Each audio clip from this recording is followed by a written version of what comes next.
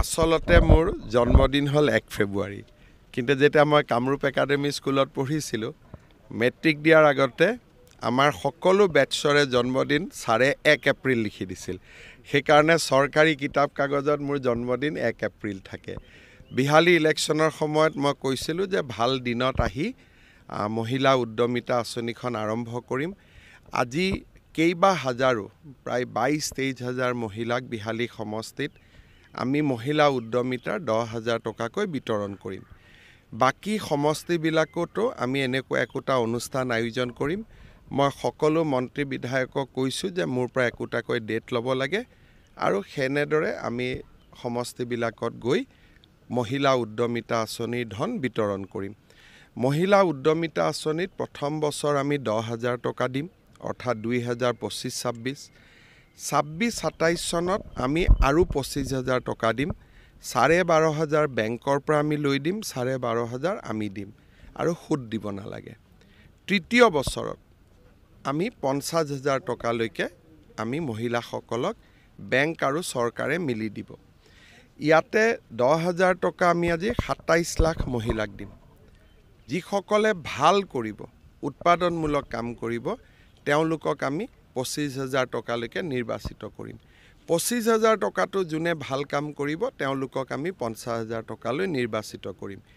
কিন্তু প্ৰথম 10,000 টকাটো আমি সকলো আইমাতৃক 27 লাখ গাঁৱৰ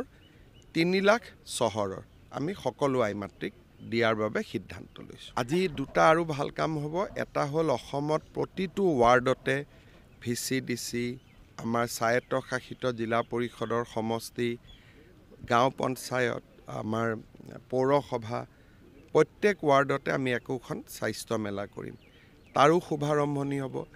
আজি আৰু এটা আমি নতুন কাম কৰিম সেইটো হ'ল আজিৰ পৰা ধান ক্ৰয় কৰিলে চৰকাৰে অতিৰিক্তকৈ 250 টকা দিব তাৰ মানে 2550 টকা 1 কুইণ্টলত পাব আৰু সেই ধৰণে আজিৰ পৰা আমি সৰিয়হত 500 টকাকৈ বেছিকৈ দিম অৰ্থাৎ এতিয়া আমাৰ যুৱক যুৱতীসকলে সৰিয়হ চৰকাৰক বিক্ৰী কৰিলে 6,450 টকা পাব এই দুইটা আঁচনি আজি আমি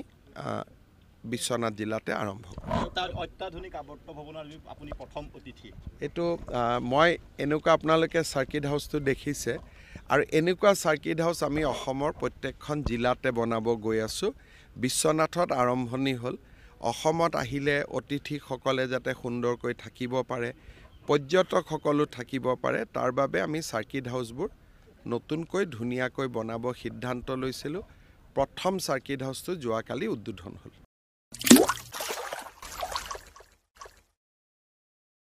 अन्नपूर्णा काव घी देश के हर एक खाने को लजीज बनाता है।